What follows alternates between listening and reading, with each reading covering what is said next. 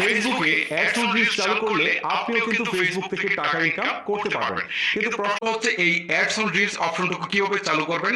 মূলত আজকের এই ভিডিওতে সেই প্রসেসটাই আপনাদেরকে দেখাবো।